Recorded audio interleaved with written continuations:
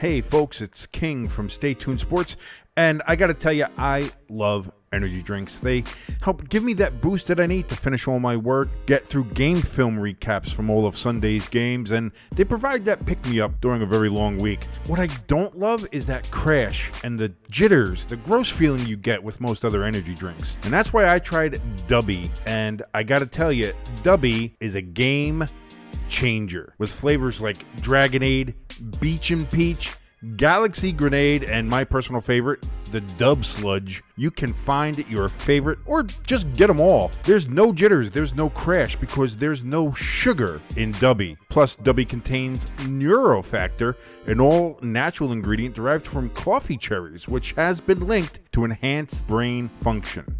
You go on over to dubby.gg right now. That's dubby.gg to grab the best energy drink you've ever had. And if you enter the code STSports18 in all caps, you'll get 10% off your order. That's STSports18 to get 10% off of Dubby. Be better.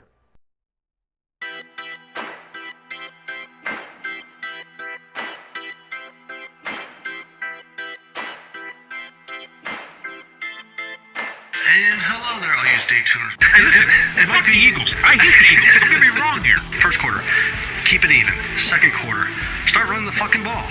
Third quarter, take a power nap. Fourth quarter, oh shit, there's the rest of the game. Let's go. Fuck it, I'm a diabetic. I will root for the team that will literally give me diabetes and death. Rooting for a team from Hershey is like a Catholic rooting for Satan. It doesn't make any sense. This is Stay Tuned Sports, and it starts in 3, 2, 1. And hello there, all you Stay Tuners. Welcome back to another episode of Stay Tuned Sports. It's your good friend Jimbo here with our good buddy King. How you feeling this week, bud? I've had better. I've had better goddamn fucking weeks than I've had better last 2 weeks than this 2 weeks. It's just, it is what it is. That Bengals-Chiefs game was good despite all the officiating stuff in it, so that was fine. And, we'll see what happens when the Eagles actually face a team, which is funny. That's of NFL quality football team. So we'll see what happens in 2 weeks there. But, congratulations on hurting two quarterbacks and basically playing a JV squad. Very cool. Very nice. Good job.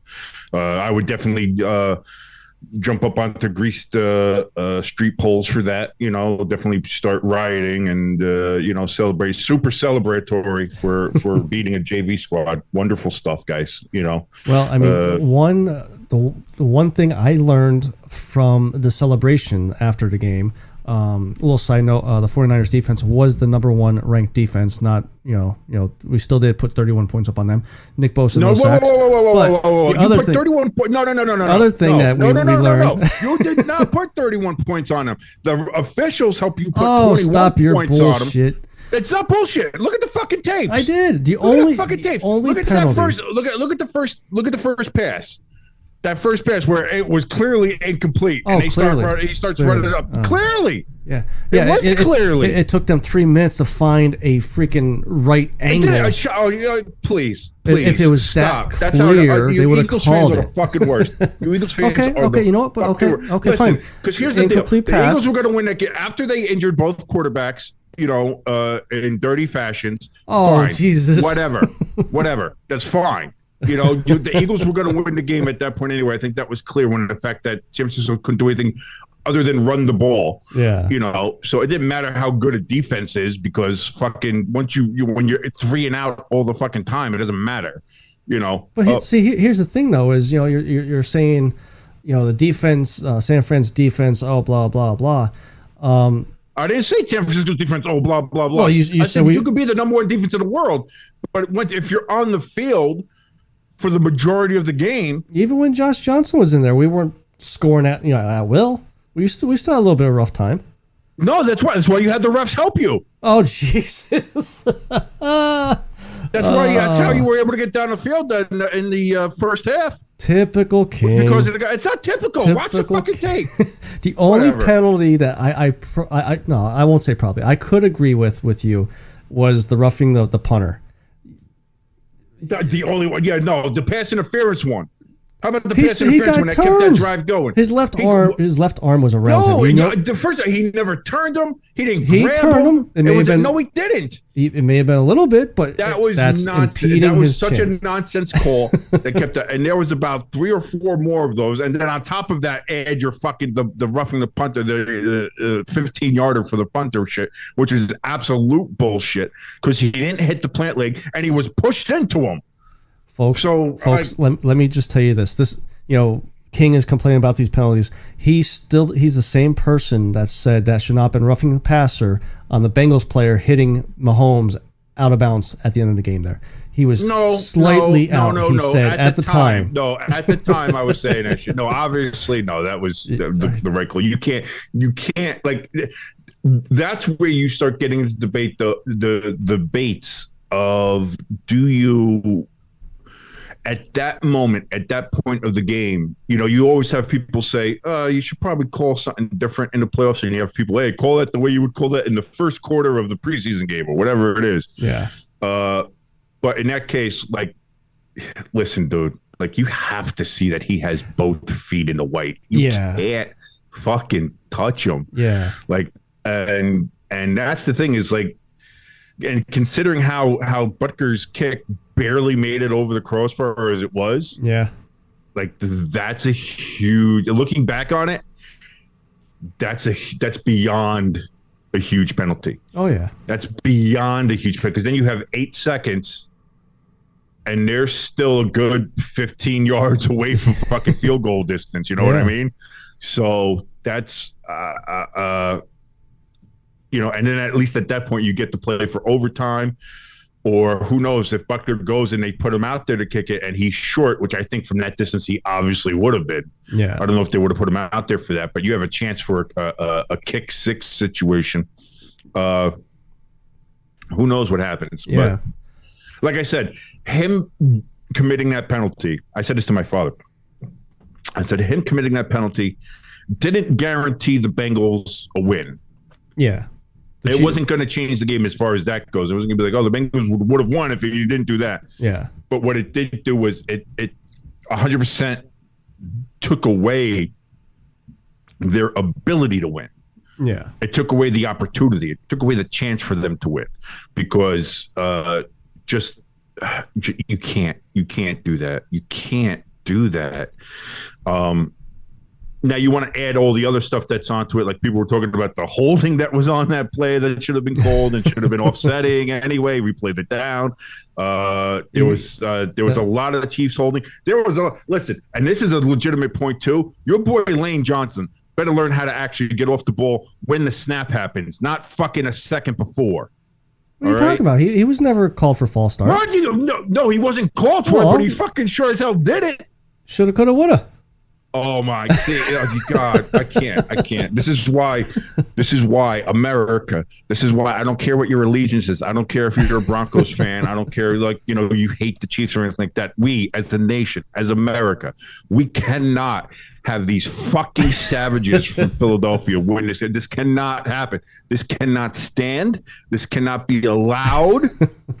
Not in this great country. Can this be allowed? It can't. I'm losing my faculties of speech because it just I can't. We lived through this once already, and hopefully a second time. And that was one of the blackest days that America has seen in its history. Another one would be intolerable. It would be unfathomable. It would be Let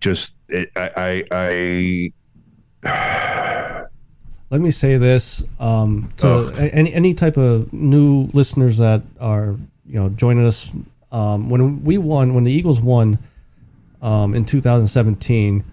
And King will confirm this. I call him 3-4 different times, almost every hour on the hour, singing the Fly Eagles Fly fight song, drunk off my ass to celebrate, and throw it in his face and everything. I'm not going to do that this time. if if we win, because I'm not trash talking. I trash talk Monday to my one boss, who was a Niners fan, and I didn't really go hardcore at him, but because I'm not going to trash talk after the game, anything I've held in for these 3-4 weeks. You haven't played anybody, even though you're 7-1 against the winning teams on your record, and you play the number one defense. You played a number. No, you can't. No, you can't. You're defense. You're defense is not throw the ball. You're manipulating. No, but when a defense can't get off the field and they're on the field for a majority of the game because, first of all, the officials fucked them over. And then on top of that, you have nobody on your offense. You can't pass the ball because your one quarterback has a torn UCL and needs Tommy John surgery. And the other quarterback you decided to concuss into oblivion. Now they literally have nobody there. We call a play. So they have to run the ball. Let me finish. So now they have to run the ball every goddamn play.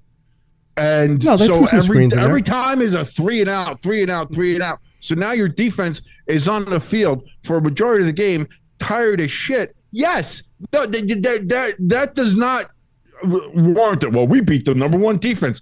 Are you fucking out of your mind? Are you out of your skull? Great teams find ways to win. Nick Bosa is supposed to be defensive player of the year. Great teams find ways to win, which we did. Mediocre teams luck their way to win. And this is where we are with the Eagles. And now they got to go up against the Kansas City Chiefs, whose offense makes the best defenses look like absolute dog shit. So good luck with that.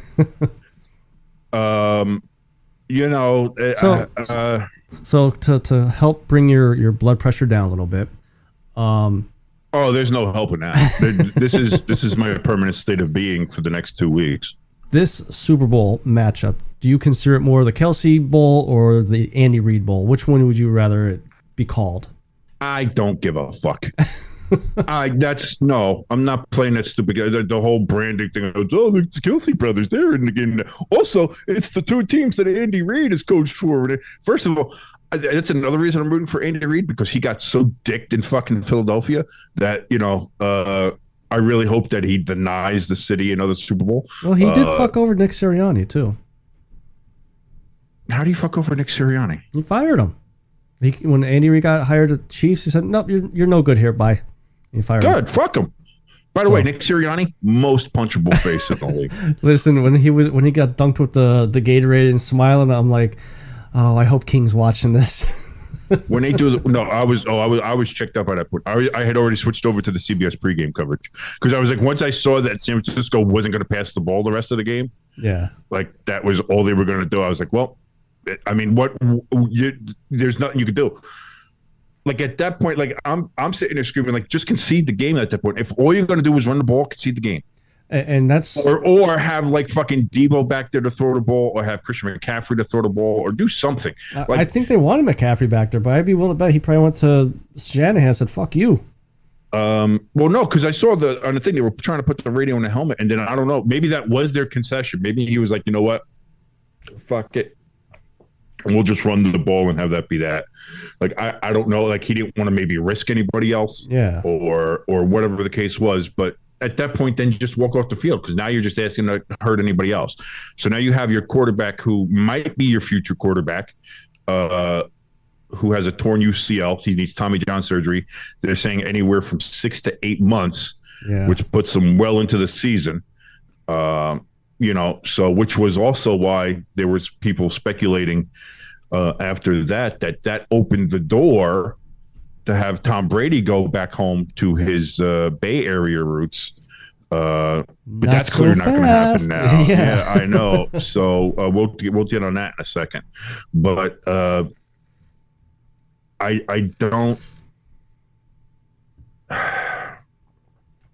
don't understand. Well, I don't get me wrong. I understand Philadelphia, losing their shit because, again, you guys are mindless savages, and you guys would celebrate. We like to party. I was going to say something awful, but you'll celebrate anything as long as like, oh, it's us, we're doing good. You guys this is maybe one of the weakest trips to the Super Bowl that there's ever been. Considering that you beat a Giants team that was clearly overmatched. Let's be fucking honest. The Giants overachieved. You guys this made year. the playoffs, right? Well, we did. Okay. We overachieved. I think it's clear, and I think we can all agree that the Giants massively overachieved this year. It was great. It was great to see. Don't get me wrong. I hated to see that the season had to end against you motherfuckers. I loved it. but so the Eagles got to play a clearly overmatched New York Giants team, and then they got to play a San Francisco 49ers team in which after 5 plays their starting quarterback was knocked out. They had their 4th string quarterback try to play a bit until they concussed him out of the game. You make it sound like we called the Buddy Ryan rule there, and we didn't.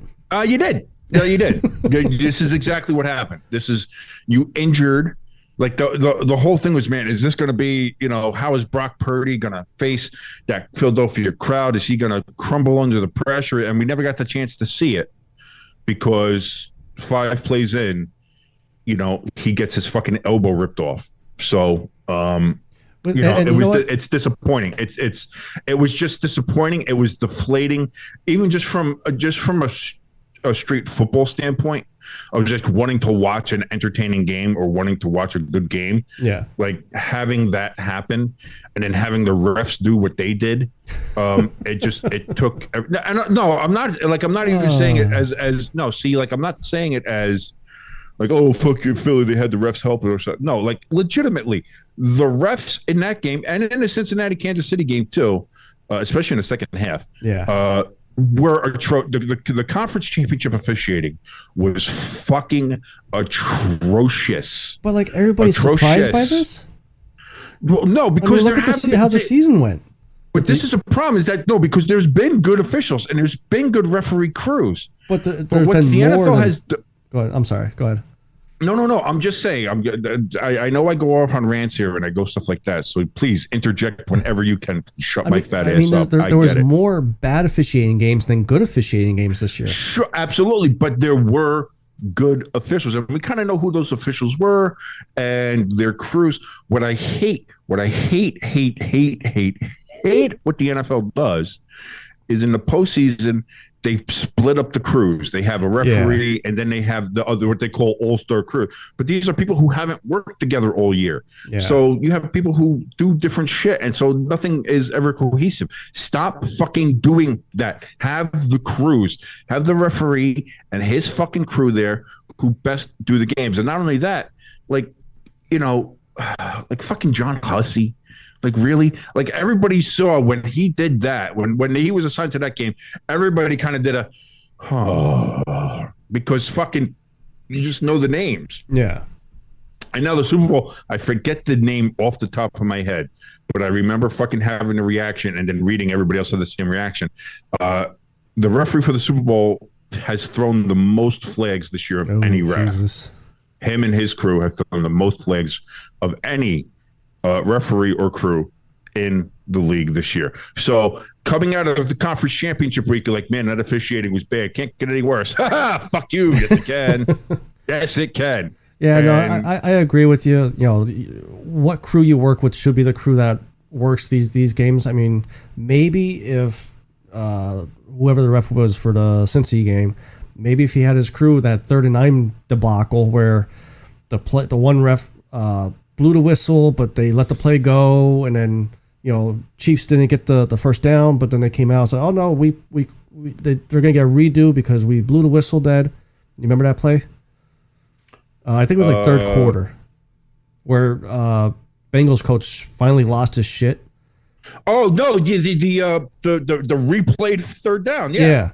Like maybe if he had his regular crew there, they know their tendencies, if you want to call it that, or whatnot, and maybe that play would have got stopped before it went, to completion. But this is what I mean, is like you do all this and it's like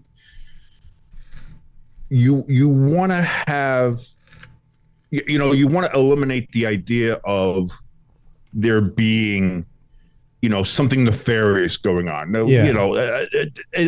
In reality, is there some grand conspiracy, despite what some former NFL players have been saying on Barstool Sports podcasts lately?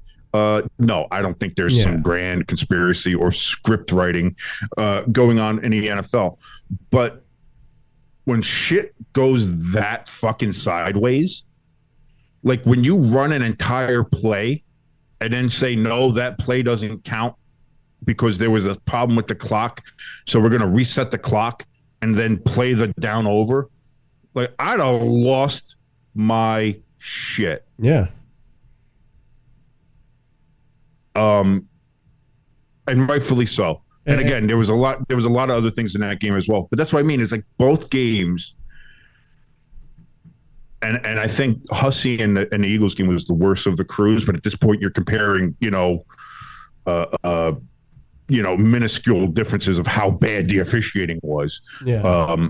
Like the conference, the worry was that the refs would be the story coming out of the conference championship games. You didn't want that. You wanted to be the football play. Yeah. And for the most part in the divisional round, that's what happened. The divisional round was the football play. In fact, there was praise for the expedited replay and how things worked out. I was like, oh, wow, they were really on the ball with that. The officiating was good. Yeah. Good. They did all of this. There was no real fuck-ups. There wasn't an excessive amount of flags. There wasn't, something that looked, so terrible. It was like, all right, maybe this is it. They really are kind of doing it. And then you go into the conference championship game, and it was like, holy shit. How bad can the officials fuck up the game? And they said, hold our beer and we'll fucking show you. So like, I don't know what happened, but like they need to jump on that expedited replay a little bit better. Yeah.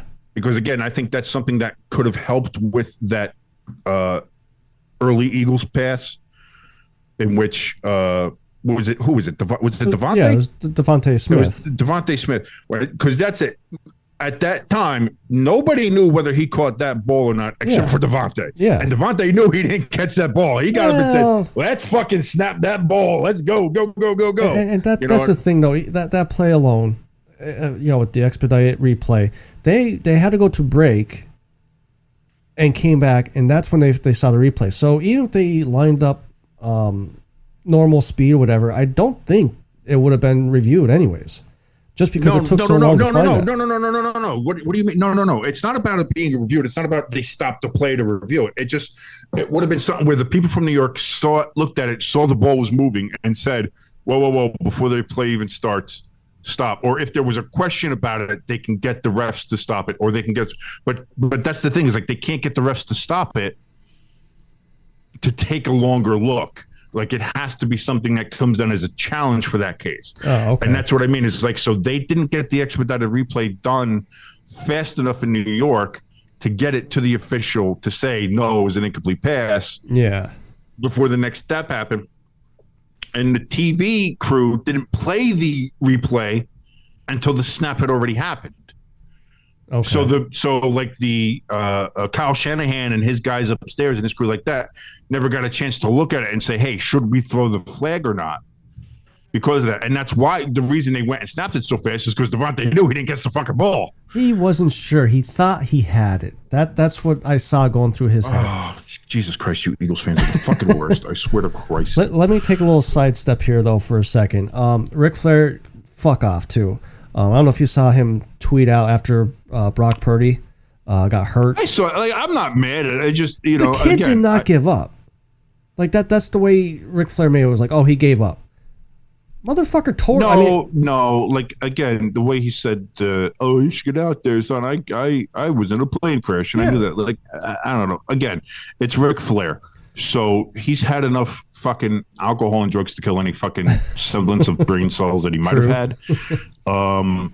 And that just is what it is. So I don't I'm not going to sit here and say fuck Ric Flair. It's just Ric Flair is who he is. Yeah. And he's from a different generation where, if the bone wasn't poking out, fucking tape it up and get out there. you know. Yeah. So how do you feel about our broadcasting group that's going to be for the Super Bowl? oh fucking Christ, dude! I screamed at the TV. I don't know if you caught this comment. It was start of the third quarter, and Brock Purdy had the jacket off, and whoever was with Greg Olsen, that's a pretty good sign. He's got his jacket off, even though he still had that big wrap on his elbow. Like, having a jacket off is not a big sign. If he had the wrap off, that's a big sign. Look, apparently there are people that actually like Greg Olsen. I don't. I don't. He's terrible. But that crew, like Kevin Burkhardt and Greg Olsen, are not. They're not a good crew, and it's a shame that Fox was kind of left in a lurch. Like when listen, I don't like Joe Buck or Troy Aikman in general. Yeah, but they're a better broadcast team than Burkhardt and Olsen. Yeah. And they didn't have anybody to replace them. Like Al Michaels went to Amazon. There was a couple of other people moving around, but for the most part, like Fox was left as the empty chair after the music stopped. Yeah. And they had nobody to fill it, because they were gonna fill it with Tom Brady, and then he unretired. So they were kind of just left in a lurch, and that's who they had. So now that's your Super Bowl crew, is Kevin Burkhardt and Greg Olsen. So we're going to have to suffer through that. And it's probably going to be one of the like, listen, I don't know, maybe something will turn around, but I may actually have it on mute and just listen to Merle Reese and Mike Quick. I will not do that. Because Merle Reese is the absolute worst, most annoying radio announcer. How are we friends? How are we friends? Dude, he is the fucking worst. He's awesome. He's legendary. Anyway, so speaking of Tom Brady, though, and Fox, obviously he retired today, Wednesday. Does he have a broadcasting deal in place, or is that Yes. So is he going to Fox? Yes. Okay. So 320 million, 350 million, something like that. Shit. Yeah, 10 years, baby. Giselle's probably like, fuck. Part of me thinks that's why he played this year anyway. It's just like, all right, the divorce is final. She can get half of the other shit, and we can work on all the other stuff, but she ain't getting that 350 million, baby. She ain't getting that. Her and that fucking judo teacher, whoever. Oh, I thought it was EB. Who knows? Giselle might have. Yeah, she might have. Apparently with that thing, AB could have fucked her from 2 states away. But Jesus Christ, AB, put that thing fucking away. Like, I get it. Yeah, I get it. I'd be proud too, but you can't just wave it around as all willy nilly, So Tom Brady retires today. We obviously already knew J.J. Watt retired. Talk about a freaking Hall of Fame class when time. Dude, that's gonna be a pretty good Hall of Fame class. That's gonna be a pretty good one. I meant to look up, see who would be first year eligible that year, but just those two guys alone will make this a legendary class.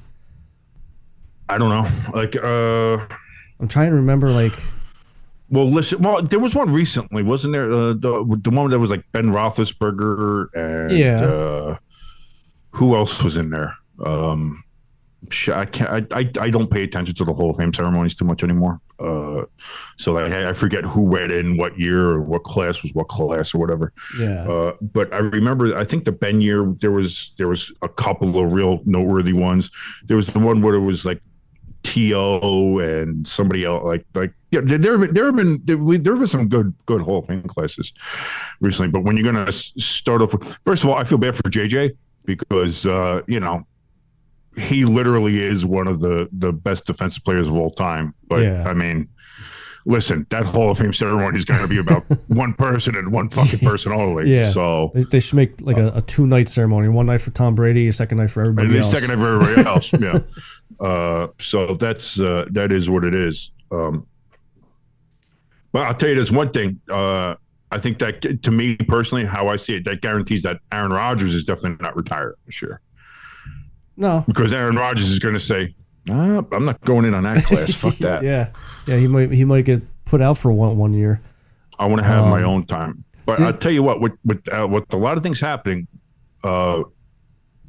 there's a lot to talk about with Aaron Rodgers, I think, but we'll get into that. Yeah. Well, I mean, let's talk about Aaron now. Didn't Green Bay's GM or whatever come out this past week and said, it is time for us to move on from Aaron Rodgers? No, I don't know. Nobody's put out a definitive statement quite like that. I do believe they said that they do like Jordan Love and the progress that he's made. Yeah. I think what was said, or either what was implied, what I could try to glean from that is, if things tend to go the way where Aaron doesn't come back, or that the Packers see, because here's the thing now, it's starting to seem less like Aaron is going to tell the Packers, I don't want to come back, and this is going to be more of the Packers telling Aaron, we'll let you go. Okay. Don't come back. Yeah. And that's what it's kind of feeling like. And so, again, this is just from anonymous sources and what people tell the insiders and what Schefter or Rappaport say, which those two are having their own little fight over the whole Brady through the old coaching, the coaching thing. I'll tell you what, though, this opens up a lot. The Brock Purdy injury, I think, opens up San Francisco to him now. Yeah. So you don't think Garoppolo's back? Oh God, no. I think Kyle Shanahan said as much. Kyle Shanahan said that he doesn't see a scenario where Jimmy G returns to the 49ers next year. Oh, okay. That's something he's officially said. Okay. On record of saying. Yeah, so I didn't see that. And again, Garoppolo only came back this year because nobody else wanted him. Yeah. Because it was too late in the year when they said, try to find a trade. Everybody else had already kind of figured their shit out. He had a lot of the money on there, whatever. So that's when they restructured his contract at the beginning of the year to basically be the backup. And then we know what happened. But so now the question is, where does, again, this is going to be another weird carousel year. Does Aaron Rodgers go back to the Bay? Kind of his home area, his home turf. Yeah. Out there in California. Does he go to the Jets? With his buddy old Nate Hackett out there now, which he spoke of glowingly on the Pat McAfee show. Oh, okay. Does he go somewhere else? Does he go to the Raiders to hook up with Devontae Adams again? Does Jimmy G go to the Raiders? Does Jimmy G go to the Jets? Does Jimmy, is there somewhere else Jimmy can go? And that's the also thing with this quarterback free agency class, whatever you want to call it, like you said, you got Aaron Rodgers, you got Derek Carr that's going to be out there now. Slowly it seems like Jimmy G is getting knocked down a peg every time a new quarterback is available. Well, here's the problem too, is just that he's got the stigma around him that he is injury prone. Yeah, because he is. And that's the unfortunate thing about it. And as I've said a million times, and you've heard other people talk about it too, but the best ability you could have as an athlete is availability. Yeah. And if he's not available, I'm glad we have Jimmy G, and his potential is great. But if he's fucking sitting on the bench, smiling as my team gets destroyed, with his, feet taped up or whatever, what does that mean? He looked like such a dick. I didn't see it, but the next day I heard about it, and I'm like, yeah, that's not a good look for you. Dude, the Niners are they're getting destroyed by the Eagles and the refs. And he's just on the sidelines fucking smiling like the fucking cat that ate the canary. Yeah. And he's just like, fuck you guys. It's like, really? Like, you just seem like a complete and utter asshole. Yeah. So I don't know. And apparently there is official word coming out of Chicago right now that they are keeping Justin Fields and that they are going to look to trade the number 1 draft. And that's a smart move. I think so. I never got this why you want to trade him, Jalen Hurts, Justin Fields. I mean, you see what he did this past year, and he's only going to get better. So why would you trade that when you have that first round pick? I know you don't believe in the draft, but you could turn that into multiple positions to fill. And I'm just glad now he's the question is Chicago. Now the question is, there's a lot of teams out there looking for a quarterback. Yeah. And you got a pretty good quarterback class this year. You got CJ Stroud. Yeah. You got Isn't the kid from Bama? What's it? Young? Yeah, Bryce Young is one of them. Yeah. The kid from Georgia who just won back-to-back national championships. Oh, the one that just got arrested. Stetson. Yeah. Stetson. Did he get arrested? What did he get? What happened? Public drunkenness, basically. Oh, that's nothing. Yeah. Do you there's a quarterback class out there to be had. I think C.J. Stroud and Bryce Young, but I think it's more C.J. Stroud are kind of considered to be the consensus number one if it's a team that's picking a quarterback. Yeah. But that's the other thing too, is that the Bears can get a pretty good haul and start putting pieces around Justin. Yeah. With the extra draft picks they can get. They have cap space. I think the cap is going up a lot this year. Well, not a lot. I think it's going up like $16 million this year. Yeah. But so they have the ability, they have the tools to start building around him. That's it. Do you want to throw him away and go for what's the new and hot? Or, do you want to see what you actually have? Because I think we all saw that Justin Fields has amazing talent. Yeah. He has amazing ability, not just with running, but he can throw the ball. He has good ability. It's just there was nothing else on that Bears roster. Yeah. It kind of reminded me a little bit of the Giants, whereas, the Giants have Saquon Barkley. Daniel Jones started playing really well this year, and we have one or two, like we have Dexter Lawrence, obviously, on the defense, and we have Kayvon Thibodeau as our rookie on there. But outside of that, there really wasn't a lot going on. Like the Bears have that. They have Justin Fields and nobody else. Start building around him, start getting him weapons, start building up that defense again. Yeah. And all of a sudden, you're going to start, looking really good. And I think that's probably the smart way to go for the Bears. Yeah. Yeah, I think when the Bears traded for Chase Claypool, I think they thought he was going to be their true number one. And as much as I like Chase Claypool because he went to Notre Dame and all that stuff, he's not a number one guy. He needs someone else on the other side to help him out. He was injured a bunch too. But he was out for like the last half of the year. Yeah. So he'll be there. He's a good receiver. Yeah. I would still use him, but see what else you can get. And I think there's going to be some receivers on the market. I know the Giants are going to try to get some. I think I heard the rumors of like T. Higgins. I think is going to be up for something or soon. Okay.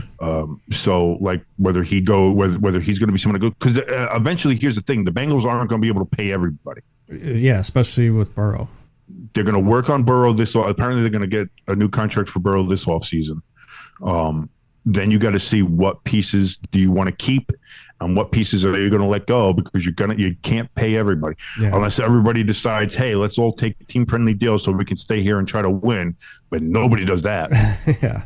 So you have to see what you can do. The Giants are starting to get out from a bit of their cap hell that Gettleman put them in.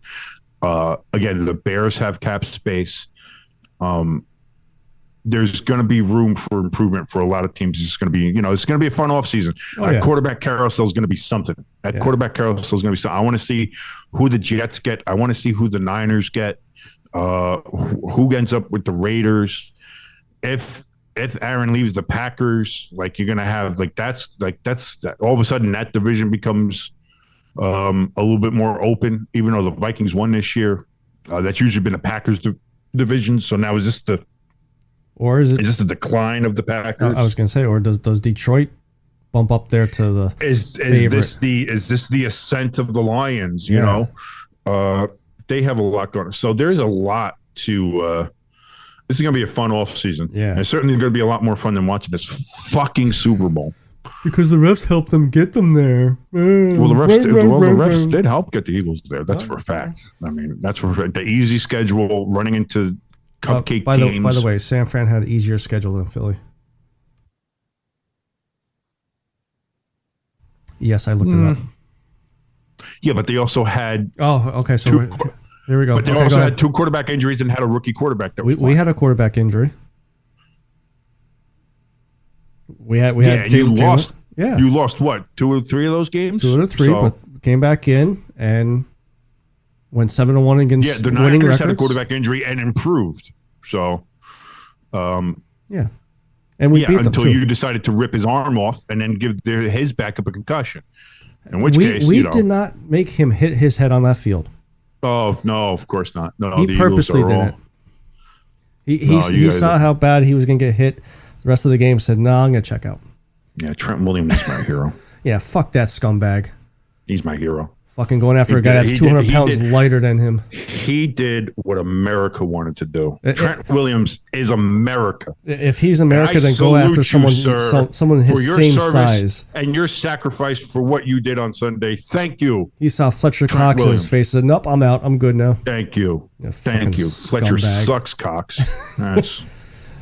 Anyway. The only time you could trigger me is those two words together. Not Fletcher Cox.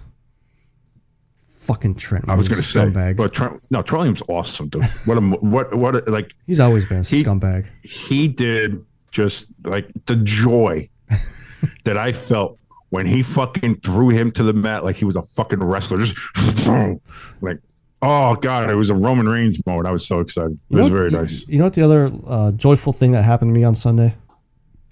I don't think we have to get that personal, but something else. Okay, never mind. Yeah.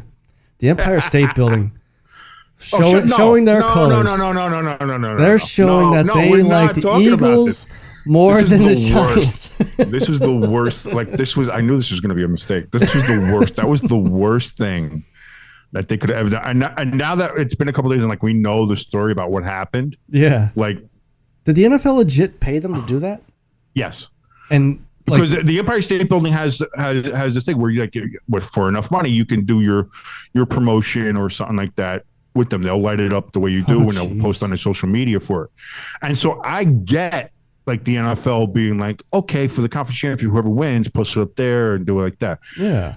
If I'm the director, the public relations director, anybody, social media director of the Empire State Building, I'm like, listen, this is fine.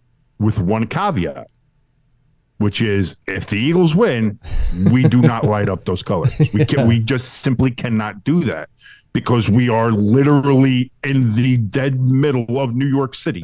Like that's like I made the thing. Like, can you imagine the Empire State Building lighting up in Boston Red Sox colors if they win the World Series? Like, hey, congratulations, Red Sox! Are you fucking kidding me? I was, and apparently I was not the only one. The backlash from this was fucking amazing, and it's probably legitimately going to cost somebody a job. Which again, I am against woke culture and cancer culture of any way. But if cancel culture ever had a legitimate use, just this one time that I will agree with it is that whoever okayed that, whoever, no pun intended, greenlit that decision. Wow. I mean, when you text me or in the group chat about the building, and I'm like looking at the picture, I'm like, that kind of looks photoshopped. And then I jumped on one of the webcams that you could go to Philadelphia or whatever. I know you showed me the picture. Yeah. No, I knew it was real. And I looked, I knew because it was the actual. Yeah, it was the actual Empire State Building thing, and I knew it was. And then I saw it because I originally saw it on Barstool. Okay. And that's where I was like, oh, they're probably. I had the same kind of idea you did. I was like, oh, they're just fucking with us. And then I clicked on the Empire State Building's account, and sure enough, it was there. I'll tell you what, though, as fucking indignant as I was, my fiance's sister was apoplectic, dude. Oh, really? He was. Did you see her in the chat? I couldn't keep up with the comments. Dude, she was losing her fucking shit. Yeah. You know, listen, I love Robin. She's awesome. Yeah. She's a fantastic sister and future sister-in-law. Whenever the hell I decided to actually get married, but she's really awesome. But man, she was like, I was pissed. I was like, this is fucking too. She was ready to go with fucking pitchforks and torches, man. She was ready to go. She's like, this cannot stand. I was like, fucking hell. She was ready to go. She's ready to go to war. It was perfect timing for me too, because I was. Finally, like our group chat was slowing down a little bit about the Eagles game, and my laughter towards you guys was slowing down, and then this happened and it picked right back up. Dude, That was bad. Unbelievable. Unbelievable. And then the response, what was the next day? They changed it to the Chiefs colors.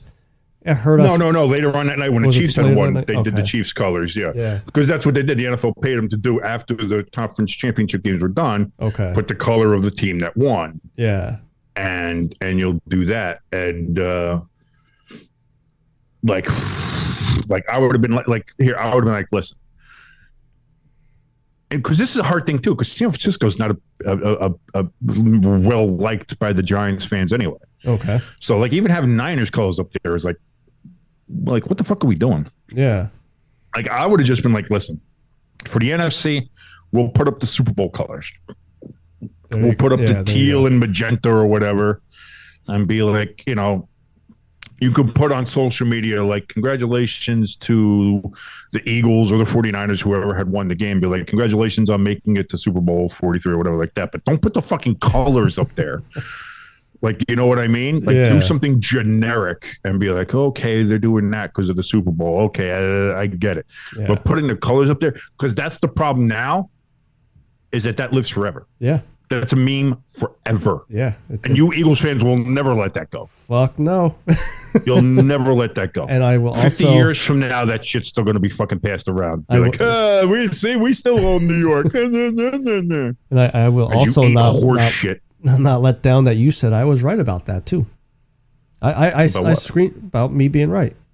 Oh, no. I mean, I knew as soon as I saw it, I knew it. Like you just verbalized it, but that was something I knew. I was like, that's never going away. That's there forever. Every time either the Giants win something, or if the Eagles fuck up or they lose or do something like that, and the Giants fans try to talk shit, I know the first response from most Eagle fans is going to be posting that picture, be like, "Yeah, we still our building, it's our city." You fucking cocksuckers. You know what's funny is that we've been on here talking for 45 minutes now or something like that. Yeah. We still haven't talked about what was going to be the big news coming into this show before the Brady stuff happened. Sean Payton, coach of the Denver Broncos. I want to leave that for our end of the show type thing too. Oh, we have an end of the show type thing? Oh, something like that. See, as you can tell, folks, we have extensive pre-show meetings about what we're going to discuss on this show and how we're going to structure the show. As you can tell, this is a very well-structured show. Yeah. This is how we do it. I've learned from the best on how to structure a podcast show. AKA, if you say me, because my thing was always just say, fuck it, let's wing it and let's see what happens. And that's the thing.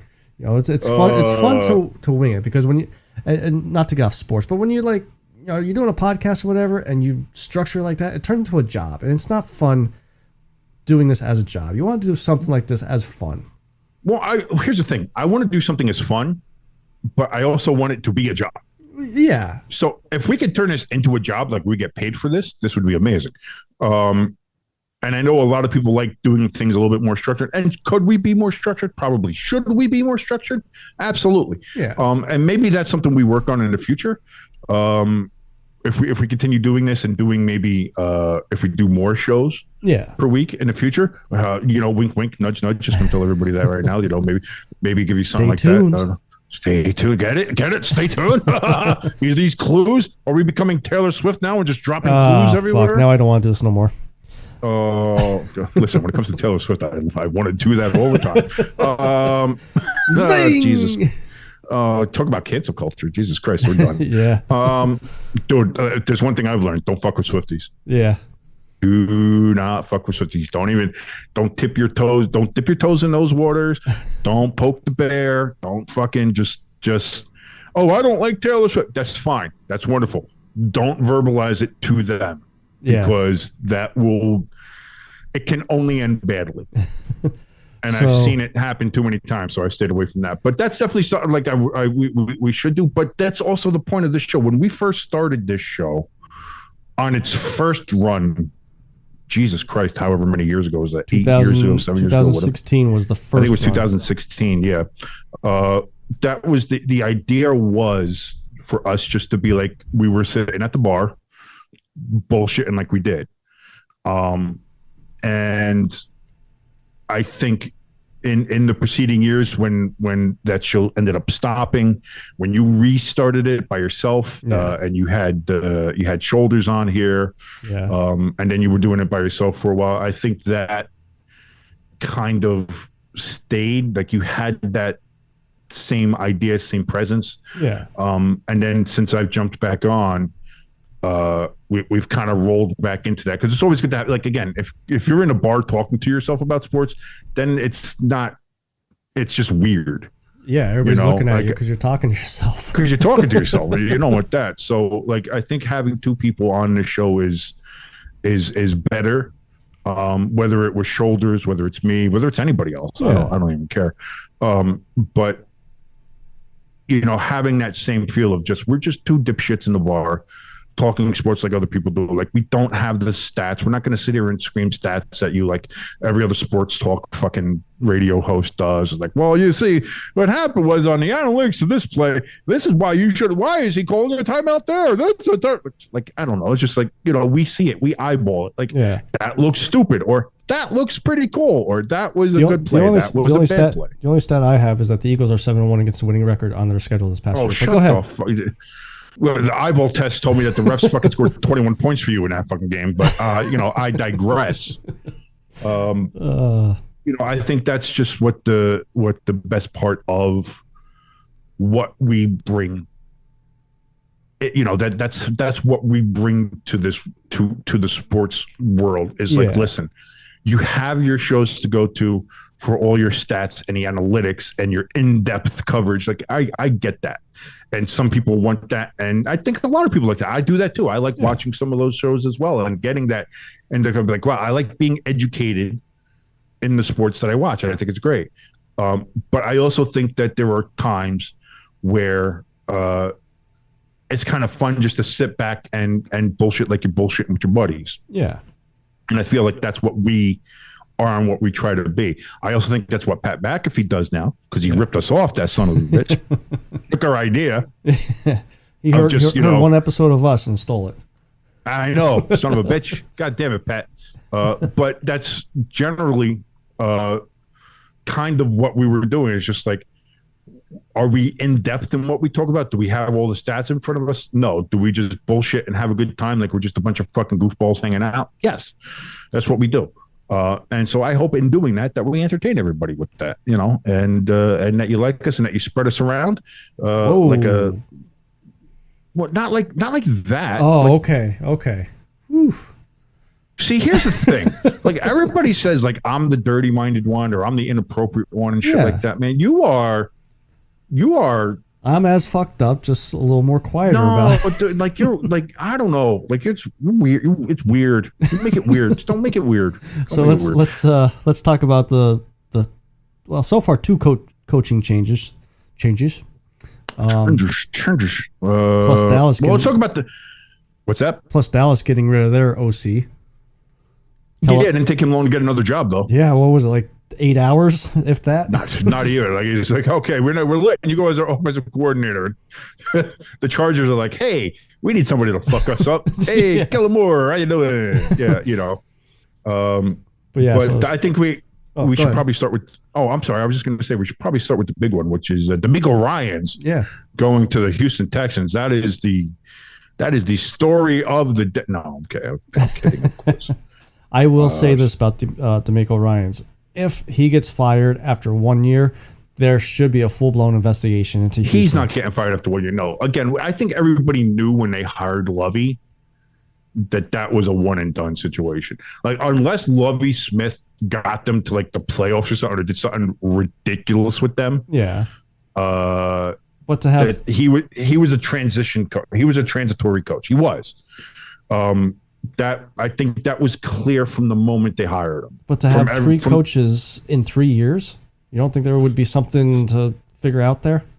No, the Texans are a poorly run organization. I don't think there's too much to figure out there. We know that. Yeah. That's, listen, they had Deshaun Watson, they had DeAndre Hopkins, they had J.J. Watt, they had Jadeveon Clowney, they had a fucking roster that was Super Bowl caliber.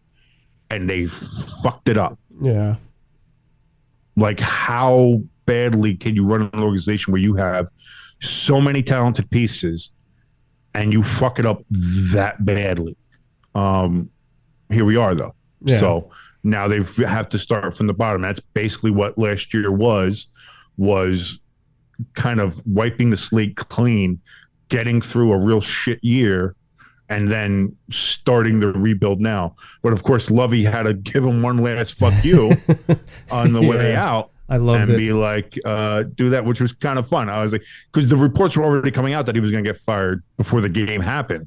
So he's like, fuck it. Let's try to win it. And of course, he goes for 2. They get the last minute Hail Mary to fucking win, which is incredible enough that they get it down there to even get within the extra point. And then instead of tying it and going to overtime, doing like that, it's like, fuck it. Let's go for the win. And they get that. And so now instead of being the number 1 pick, they're the number 2 pick. And now they're in a problem because now, the Bears have said that they're not going to use it. They're going to trade the pick. Okay, well, now if you're Houston, you don't want to hear that. Yeah. Because now who's going to trade the now the Bears are going to trade that pick to whoever gives them the most. Yeah. And now your chance to get the quarterback that you wanted to get, that's going to be your guy, is gone. So I kind of do enjoy the fact that Lovey gave him like a one last little fuck you, and it's just like, I just fucked up your whole plans. You thought you were getting it. Now you're not. Fuck you. So that's kind of fun.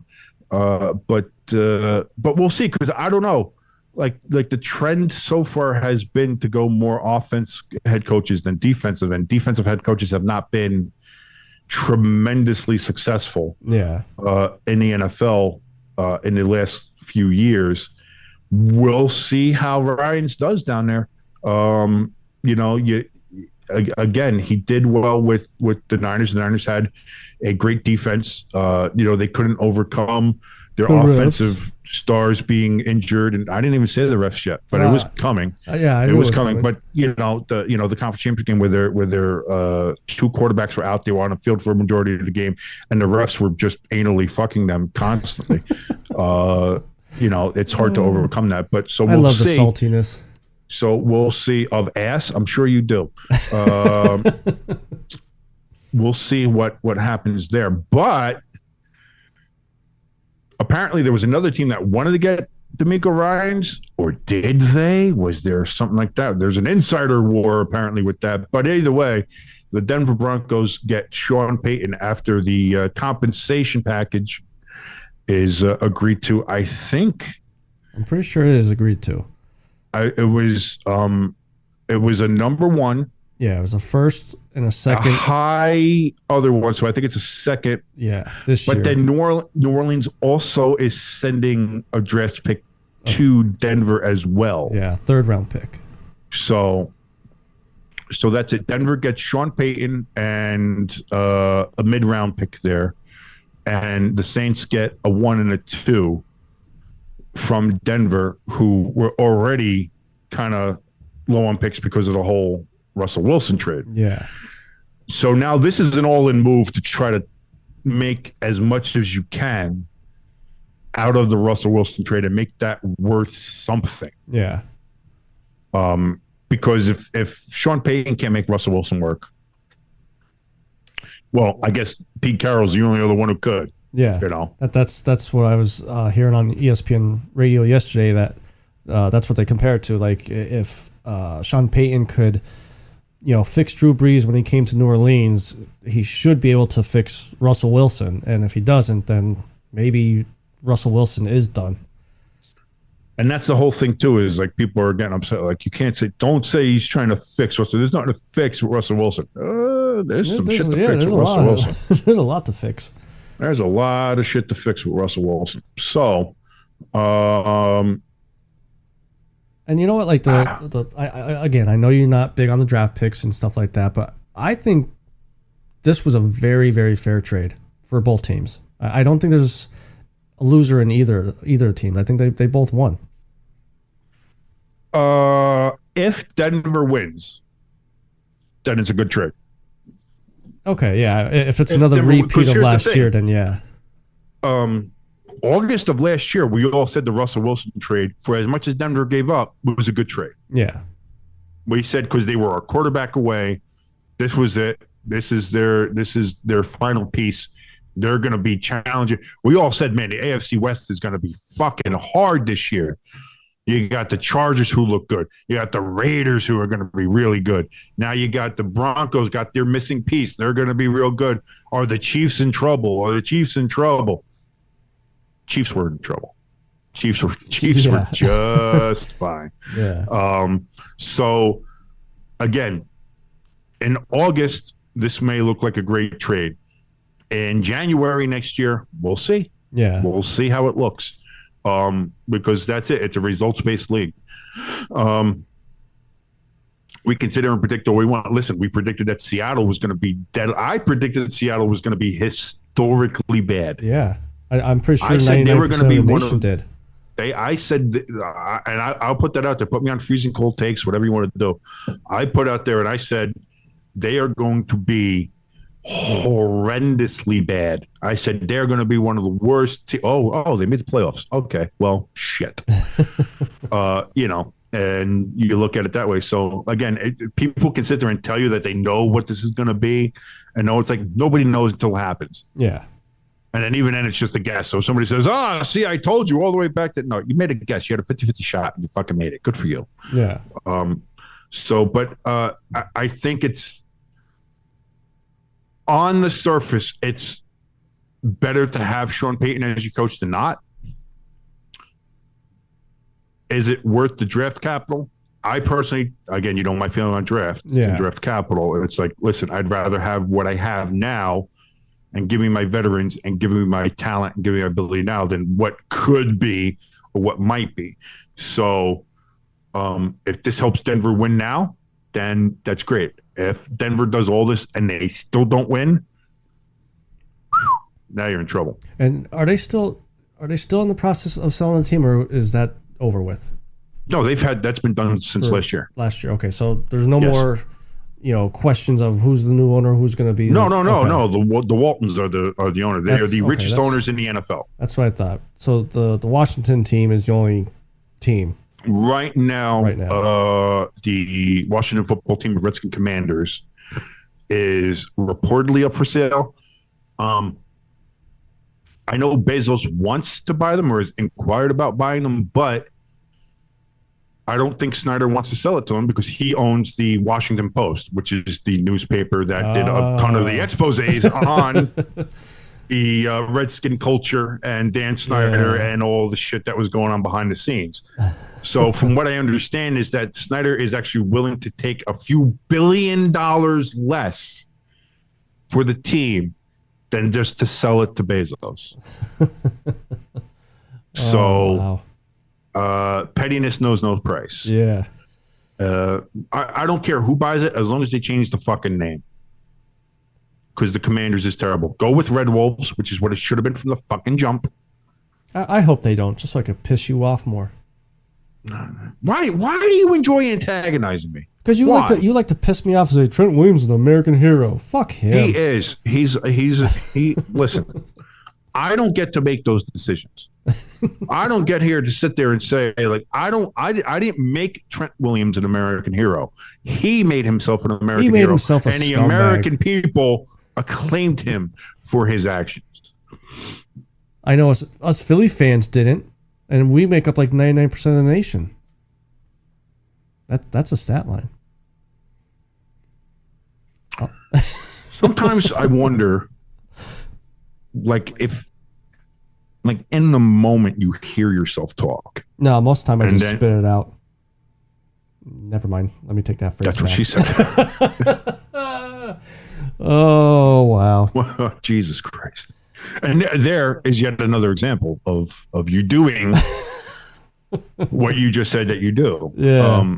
So are you going to tune into to watch the Pro Bowl? Yeah, I probably will. I'll watch the flag football game. What about the kicking I'll game? watch that. The tic-tac-toe kicking. I'll watch all that shit. Yeah. Listen, listen. The only thing that makes any of the All-Star games watchable is always like the skills competitions and shit like that. That's all this is. It's just a big skills competition. Yeah, they threw dodgeball in there and tug of war, That whatever one shit they're doing. Yeah, dodgeball, quarterback accuracy. I always like the quarterback accuracy. But yeah, like this shit, like that. All of this seems fine to me. It's a good way to pass a fucking afternoon, Yeah, or an evening, and just sit there and watch it. And now you know what to expect too. Like, let me say it this. Let me explain then. You know, we all knew when you go to watch the Pro Bowl, you're not going to see the big hits, you're not going to see the tackles, but there were so many rules. You could rush 4 people, or there's no blitzing, there's no rushing, at least there's here, no. It's flag football. You know the rules. You can't tackle. So you know what to expect. And that's what I mean. Like all this other shit is fine. And like I said, when you watch like. I don't watch the NHL All-Star Game. I watch the skills competition. I watch the fattest skater, hardest shot, you know, best goaltender, goalie goals, things like that. People who watch the NBA All-Star Game, they watch for the 3-point contest, the slam dunk contest, all the other shit that they do there. Yeah. You know, like the All-Star Game in and of itself, like with baseball, nobody watches the All-Star Game. That shit is boring as fuck. What do you go? You watch the home run derby. You watch dingers. That's all you fucking care about. Yeah. Like that's what this is. This is just now the NFL skills competition, which is fine, which is what it should be anyway. Because like we've gotten to the point now with the NFL where it's like the prize money for the Pro Bowl or what was playing in the Pro Bowl wasn't worth it. Is considering if you had an injury or something like that. So now you have something that's relatively low impact, that they're just going to be fucking around, having fun, doing shit like that, which is what it should have been anyway. Yeah. And you still have a competitive element to it, and you know it's and at the end of the day, they get to spend a weekend in Vegas. You know, that's really what it is. You know, so I'm more than fine with it. People are bitching about it. Oh, what a travesty! What a mockery! It's like, motherfucker, have you watched the Pro Bowl? I was gonna say the last 20 years, like the Pro Bowl's been fucking terrible to watch. Like, no. Anything is better. Yeah. Anything is better than the Pro Bowl. And this is anything. Yeah. And I'll watch it. I will watch it. I'll enjoy it. 7-on-7 flag football, the dodgeball I'll watch. You know, the linemen hitting the fucking sleds and doing like whatever they're going to do. Like, that, fine. I love it. Yeah. I love it. Do it. And you know, you have all the other elements. You have Peyton and Eli, they're going to be fucking around. You have Pat McAfee calling the game. You got fucking Pete Davidson's going to be down there or something, and Snoop Dogg's going to be around. Like, it's going to be just, you know, it's just going to be fun. Yeah. It's going to be fun. So I don't understand why people hate fun, but apparently people do. People fucking can't stand it. People hate it. They want everything to be super fucking serious. They want everything to be life and death. It's like, motherfucker, just take a breath, have some fun, touch some grass, as the kids say nowadays. Touch grass, go touch grass, and just get with it. You know what I mean? And you know, and if you're having problems, like if you're watching it and you just can't get focused on the action, which listen, athletic football games will be fun, but if you can get focused on the action, I think what you need to do is you need to go visit w.gg and go get yourself some W energy drink there for you, so you can focus on what I think is going to be a very fun and entertaining Pro Bowl. Me personally, anyway. Totally what do you think, agree. Jimbo? No, I'm excited too. I'm gonna have some of my Beach and Peach and my Dragonade. That's what I've actually been doing a little bit, mixing half and half of it. It almost tastes like bubblegum. Look at that mad scientist at work. Yeah. I don't even drink my coffee. No, I don't even take coffee to work no more. I just take that to work, and I'm good for 8 hours. Yeah. Look at that. You know, and that's the good thing too, is because with the coffee, sometimes you have to really sweeten it up, or you have to do something like to really like the bitter flavor. Well, that's the thing with W, is that it doesn't have any of that sugar. It doesn't give you the jitters. It doesn't give you all that weird feeling if you have too much coffee or too much sugar. You don't get the crash. You don't get the jitters. Me personally, love the Dub Sledge. I'll tell you that. I'm an Apple guy, so of course I'm going to like the Dub Sledge. I like anything Apple.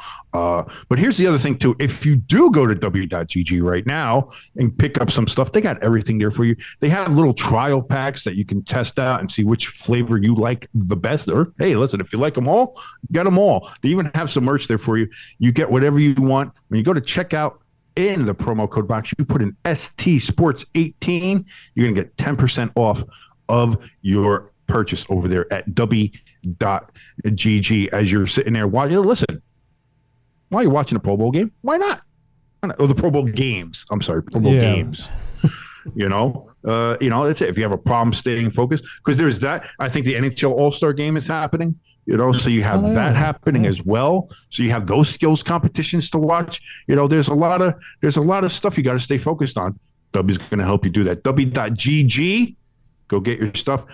ST Sports 18 in the promo code box. 10% off of your entire purchase. That was very good. And you know what? I might have to actually do like a split screen on my TV because I'm actually going to tune into the NASCAR. They're at the Clash at the Coliseum. Yeah. I watched it last year, and there was a lot of crashes. And I mean, let's be honest, that's pretty much why us. Did you see the latest from NASCAR though, where they have outlawed that wall run? Oh, did they really? They outlawed it. Said nope, for safety reasons. This will no longer be allowed. I mean, and it's I could see the safety reasons. I mean, you're ripping off the side of your car. Congratulations, you took the one exciting thing that's happened in NASCAR in the last 25 years and you got rid of it. I'm sorry. I know you're big into racing and you're e-racing and stuff like that. And I know a lot of people who listen to the show are big NASCAR people, but that sport is fucking useless. I'm sorry. Yeah, I'm sorry. I'm sorry. It is. I can't get it. Maybe I don't know. I've never been a car guy, so that's something on top of it. I went to a race. It's a interesting event to get drunk at and watch girls flash their titties in the stands. Real interesting times there. Or if you're in the infield, I've heard some fucking stories about NASCAR infields. Even before I was into NASCAR, I heard those stories. So you have some of that stuff going on there, but like following it as like a sport and be like, well, this is where they go. There we go. We're going down that corner there. I'm sorry. It's pointless. And the one thing that finally grabbed people's attention, I was like, holy shit, what an awesome fucking move. What a fantastic, wow, that's really exciting. That's fun. And then NASCAR came out and said, yeah, that one exciting thing that really got everybody excited and was talking about NASCAR for the first time in like 25 years? Yeah? Okay. Let's get fucking rid of it. Get it out. We don't need it in this sport. You are the weakest link. Goodbye. This sport is for serious race car drivers, people who like race car driving and real southern redneck types. We don't want anybody else looking or enjoying this stuff. Dude, can I tell you the comments that I read last year when they did the first Clash at the Coliseum? Holy shit. Oh, yeah? This is why small tracks are dying. They should bring this back to the small track down there, down in the south, deep south. Well, why do we got to go out to Los Angeles? Nobody wants to be out there in Los Angeles. This is dumb. We're trying to do this marketing stuff. Nobody wants to do marketing. Why don't we get back racing? How about because your sport's fucking dying? Yeah. How about that? How about you need eyeballs and you need more fucking fans? You need new fans because your sport's dying. Yeah. How about that? Instead of killing your sport, how about doing that? So at least that's one thing that NASCAR is trying to do, is at least expand the fucking thing. But man, the NASCAR fan may be the biggest impediment to NASCAR on top of, well, NASCAR in and of itself. Yeah. Like, I don't know. I didn't mean to go on a rant anti-NASCAR here, but like just seeing that thing that have like, oh, we're going to outlaw this cool fucking thing that happened. It's like, all right, well then, guess what? Nobody's going to fucking watch. Yeah, and guess what? The TV ratings have pointed out nobody's fucking watching. It's almost like it's almost like they take one step forward and two steps back. We come together in opposites attract. That's how I know. You want to know how old I am? I just hit you with some Paula Abdul, motherfuckers. I hit you with some 80s Paula Abdul. Yeah, I'm old. With that being said, I think that's going to be it for us because Paula Abdul. How can you can't top Paula Abdul, baby? Well, after the show, I'll tell you what I was thinking about Paula Abdul. And who was that? DJ Cool Cat was the animated character in that video. Yeah. Paula Abdul and DJ Cool Cat. All right. So, yeah, I think that's going to be it for this week. That's probably a good idea. Obviously, we're not going to do the Super Bowl picks because a lot of shit could happen from now till next week before the game. Yeah. Next week is Super Bowl week. We'll be coming to you live from Radio Row in Arizona. I'm not.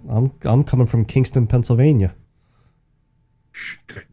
It's the theater of the mind. They're just Yes, we will be back next Thursday, like King said, where King said we're gonna be. like you could put like a soft track in the background of just like crowd noise and stuff, There you make it go. seem like we're really there. Yeah, you know what I mean? Like, come on, work with me here. All right, so till next week, this is your good friend Jimbo. It's your boy King. See ya.